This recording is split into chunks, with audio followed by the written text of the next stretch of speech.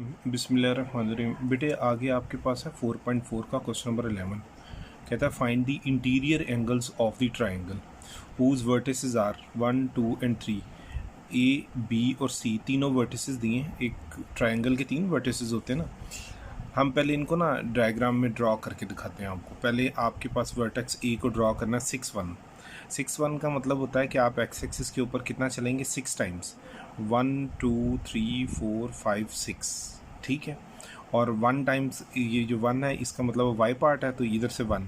तो जब इसको और इसको आप ग्राफ पेपर में मिलाएंगे तो ये यहाँ पे मिल जाएगा। ठीक है। हम तो रफ डायग्राम बना रहे हैं। आपके पास ग्राफ पेपर हो तो आप उस पर अच्छी डायग्राम बना सकते हैं। बी आपके पास 2, 7 है। 2, 7 का मतलब हुआ कि एक्स पार्ट 2 टाइम्स है तो 1 और ये 2 आ गया, और वाई पार्ट 7 टाइम्स है तो 1, 2, 3, 4, 5, 6 और ये 7।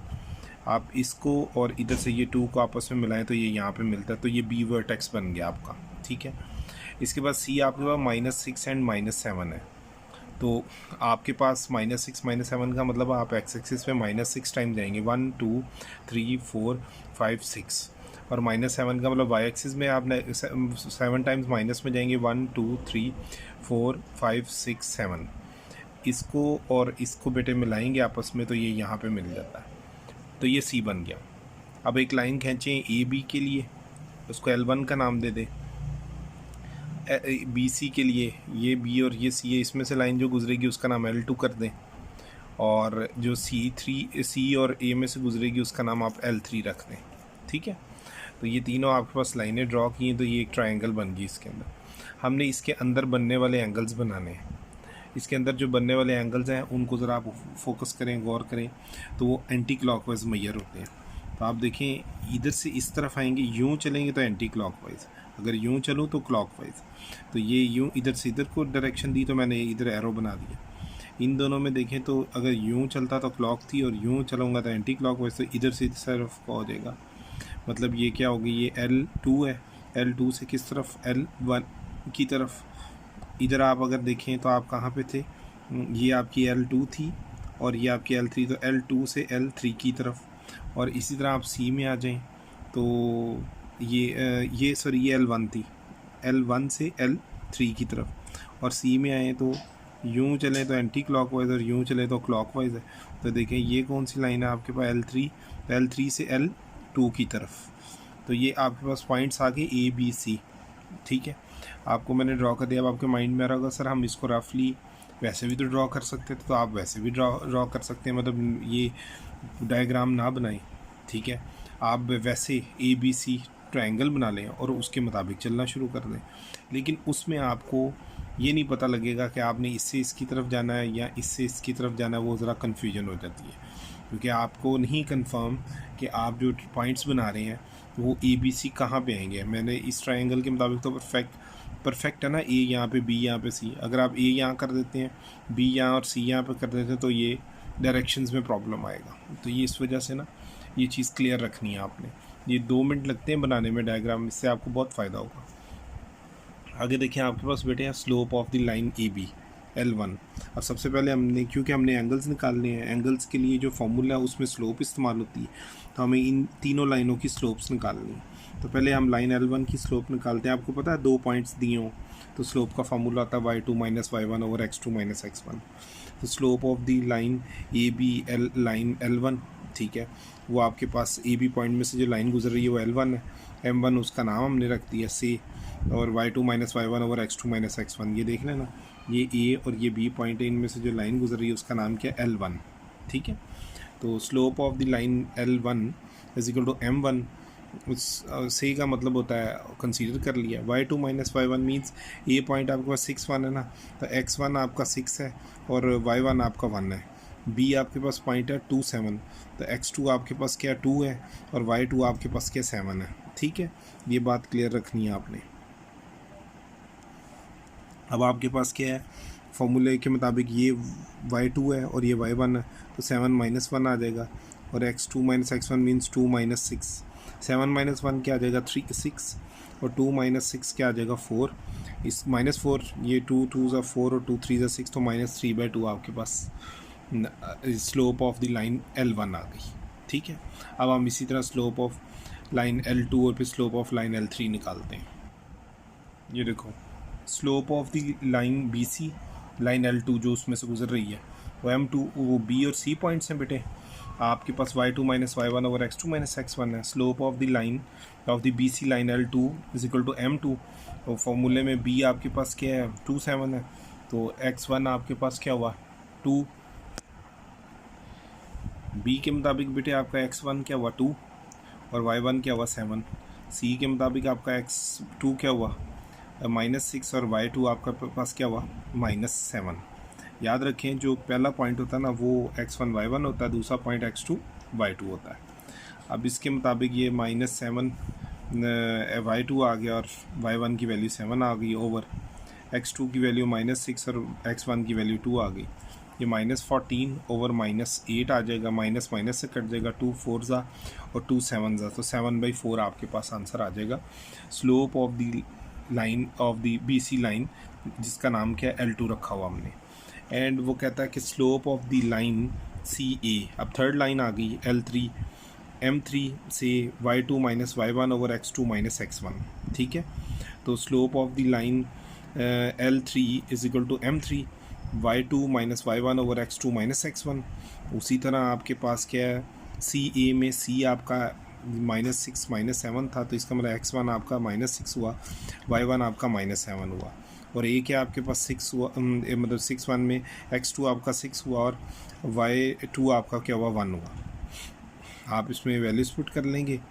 y2 की वैल्यू आपके पास क्या 1 है, y1 की -7 है, x2 की वैल्यू आपके पास 6 है और x1 की वैल्यू -6 है। ये माइनस माइनस प्लस 7 और ये माइनस माइनस प्लस 6 प्लस 6 12 और ऊपर 8 आ जाएगा, कटिंग होगी तो ये 4 2 ज़ा और 4 3 ज़ा 12।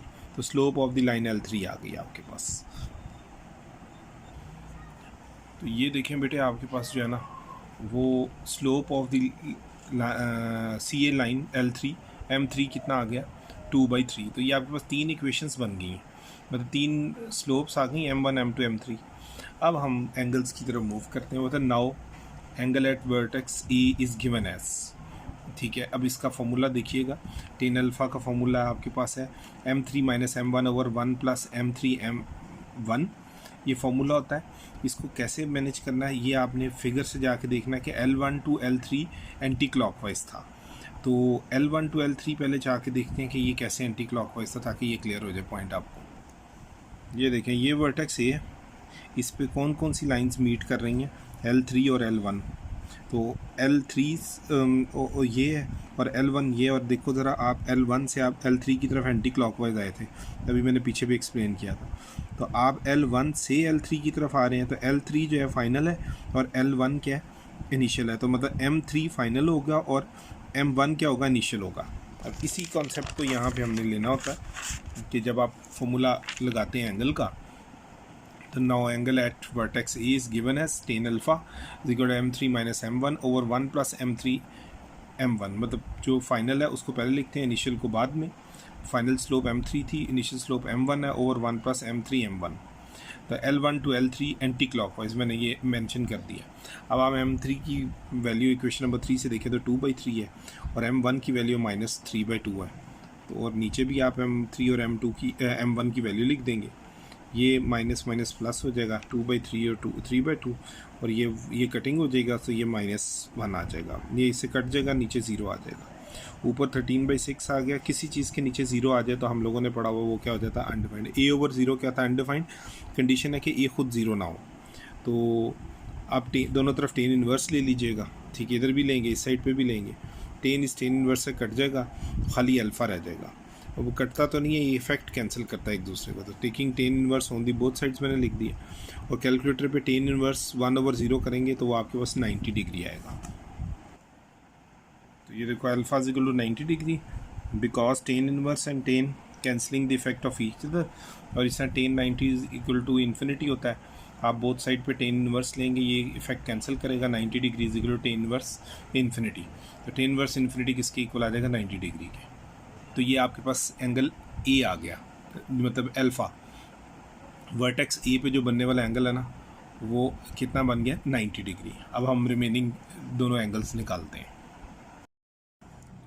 अब नेक्स्ट में बेटे आपके पास है and angle at vertex B is given as. अब वर्टेक्स बी पे देखें तो M1 और M2 का रिलेशन है, मतलब लाइन L1 एंड L2 का, ठीक है। तो वो कहता है B tan beta is equal to M1 minus M2 over 1 plus M1 M2। L2 to L1 है, एंटी क्लॉकवाइज चलेंगे, ठीक है। अभी देखते हैं, अभी इसको भी हम फिगर से क्लियर करते हैं जाकर। ये देखें ज़रा, इसको गौर करें, ये वर्टेक्स बी है, बी के ऊपर देखें तो ये L1 जा रही है और यहाँ से कौन सी जा रही है, L2 जा रही है। और एंटी क्लॉकवाइज देखना होता तो मैंने पहले ही आपको मेंशन किया था, तो इधर से चलेंगे और इस तरफ को जाएंगे। तो यहाँ से चले कहाँ से, L2 से, और गए कहाँ पे, L1 पे। L1 है तो इसका मतलब M1 जो है वो फाइनल है और M2 जो है वो इनिशियल है, ठीक है। मतलब इनिशियल से मुराद जहाँ से चलते हैं और फाइनल वो जहाँ पे जाके रुकना है आपने, यही एंगल बनेगा ना तब। तो अब ज़रा गौर करें, tan beta is equal to M1 minus M2 over 1 plus M1 M2। यहाँ मतलब M2 से चले थे और M1 फाइनल था, तो इसलिए M1 minus M2 over 1 plus M1 M2 L2 to L1 anti clockwise लिख दिए। अब M1 की वैल्यू इक्वेशन नंबर आप 1 से जाके देखें तो -3/2 है, और M2 की वैल्यू कितनी है, 7/4 है इक्वेशन नंबर 2 से। ये 1 और 2 इसलिए लिखती है रिस्पेक्टिवली कि हमने ये यूज़ की है। नीचे भी वैल्यू पुट करेंगे, ऊपर बेटे एलसीएम आ जाएगा, 4 और 2 का एलसीएम 4 होता है। यहाँ से कटिंग हो गए, 2 3 6 -6 -7 ओवर 4, और इधर 1 प्लस माइनस 3 7 21 ओवर 2 4 8 आ जाएगा। 8 एलसीएम आ जाएगा, 8 1 8, ठीक है।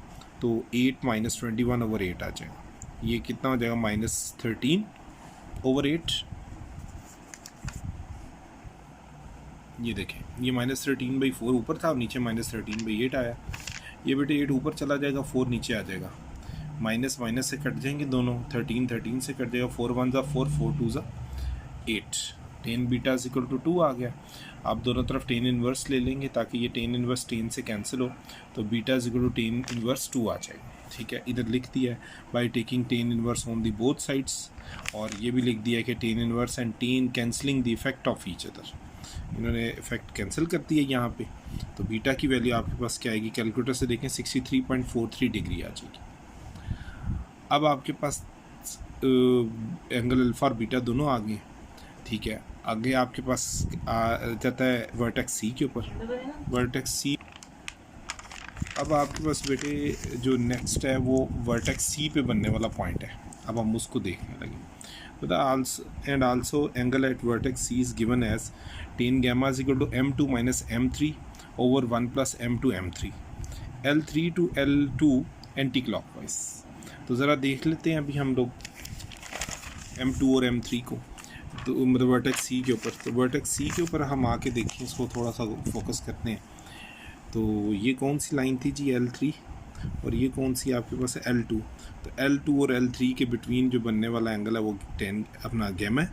तो उसका एंटी क्लॉकवाइज का मतलब है कि ये कहाँ से चल रहा है, ये चल रहा है जी L3 से चल रहा है, और L2 पे टर्मिनेट हो रहा है, L2 पे रुक रहा है ना जाके। तो L2 फाइनल हुई और L3 क्या हुई, इनिशियल। मींस M2 फाइनल हुई और M3 क्या हुई, इनिशियल, ठीक है, स्लोप्स के रिस्पेक्ट से।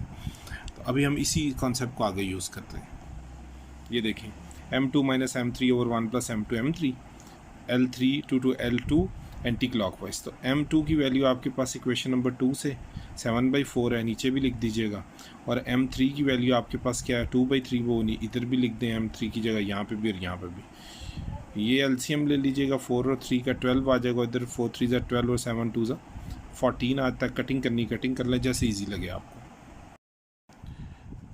नेक्स्ट बेटे आपके पास ये कटिंग कर लें, 2 7 14 और 2 6 12 हो जाता है, और ऊपर एलसीएम ले लिया हम लोगों ने, 21 - 8 ओवर 12, और ये आपके पास 13/12 आ जाएगा। और इसका एलसीएम लेंगे तो 6 1 6, तो 13/6 आ जाएगा। 13 से कैंसिल हो जाएगा ये वाला, और ये 6 ऊपर और 12 नीचे आ जाएगा। 13 से कैंसिल हुआ, और आपके पास 6 1 6 6 6 2 12, 10 गैमा की वैल्यू 1/2 आ गई। और आपको पता 10 इन्वर्स ले लेंगे बोथ साइड्स पे, ये इससे कैंसिल होगा, तो गैमा इक्वल टू 10 इन्वर्स 1/2। और कैलकुलेटर से इसकी वैल्यू फाइंड कर लेंगे। इधर मैंने लिखा हुआ by taking tan inverse on the both sides we get, और tan inverse and tan cancelling the effect of each other, ये एक दूसरे के इफेक्ट को कैंसिल कर दे। ये भी चीज़ मेंशन कर दूँ कि अगर आपके पास A over B whole divided by C over D लिखा हो यूँ, तो ये इक्वल होता है ए और डी ऊपर चला जाता है और ये बी नीचे आ जाता है, बी सी। ठीक है, ये हिंट भी मैंने आपको लिख दिया, ये यहाँ पे यूज़। लास्ट में जो है ना आपके पास वो आ गया, गैमा की वैल्यू कैलकुलेटर से देख लें वो कितनी निकल आई है आपके पास, 26.57 डिग्री। तो so from equation number 4, 5 and 6 respectively the required interior angles of the triangle are alpha 90 degree हुआ, बीटा 63.43 डिग्री, और गैमा कितना आ गया आपके पास 26.57 डिग्री। तो ये आपके पास रिक्वायर्ड आंसर था। अच्छा, ये जो है ना इंटीरियर एंगल्स निकले आपके पास, जो रिक्वायर्ड इंटीरियर एंगल्स है ना, ये वो तीनों निकल आए हैं। इन तीनों का सम कर लें कैलकुलेटर से 180 डिग्री आएगा। ठीक है, अल्टरनेटिवली एक चीज़ बतानी थी कि अगर आपके पास दो एंगल्स निकल चुके हों तो तीसरा ये जो हम लोगों ने गैमा के लिए प्रोसेस किया ना, ये सारा, ये आपको भी मैंने दिखाया यहाँ पे, एक मिनट दें, ये देखें बेटे, ये जो हमने गैमा के लिए ये सारा प्रोसेस किया है। ठीक है, और नेक्स्ट आपने ये सारा देखा है, ये सारे का सारा। ठीक है, ये अगर आप ना करना चाहें तो ये कोई इशू नहीं है, ये आप लोगों ने एक तरीकाकार पढ़ा भी हुआ है इसके लिए। ये यहाँ सब किया ना आपने सारा, कि आपने ये पहले मैट्रिक में भी किया हुआ है, ओ लेवल्स वालों ने ओ लेवल्स में किया हुआ है कि as we know that in a triangle, किसी भी ट्राइंगल के अंदर alpha plus beta plus gamma 180 degree होता है। तो अल्फ़ा और बीटा की वैल्यूज तो निकली हुई हैं, आप जस्ट इधर पुट करते हैं बाय यूजिंग इक्वेशन नंबर, आप देखें ना इधर, बाय यूजिंग लिख लें इक्वेशन नंबर कौन सी जी, आपके पास अल्फ़ा है इक्वेशन नंबर 4 से एंड इक्वेशन नंबर 5 रिस्पेक्टिवली। ठीक है, ये यूज़ कर लिया हम लोगों ने।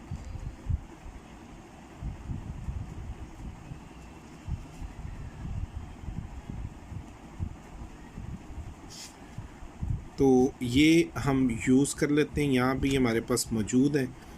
यहाँ पे तो देखें ज़रा, अल्फ़ा की और बीटा की वैल्यूज़ पुट की जस्ट आपने, और इन दोनों को ऐड करके उधर राइट साइड पे माइनस कर दें तो गैमा निकल आएगा, और गैमा आपका क्या निकला ऊपर 26.57 डिग्री।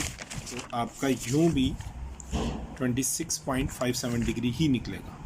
दोनों में से आप कोई मेथड यूज़ कर सकते हैं, ये शॉर्ट है, अगर ये याद रहे तो बेहतर है बजाय इसकी वो गैमा का इतना लंबा प्रोसेस करने। लेकिन ये प्रूव हो गया कि आप वैसे करें या ऐसे करें, आंसर सेम आएगा। Thank you. ये आपका क्वेश्चन नंबर 11 का जो 4.4 है उसका बी पार्ट कंप्लीट किया हमने अभी, according to smart syllabus FSC part 2।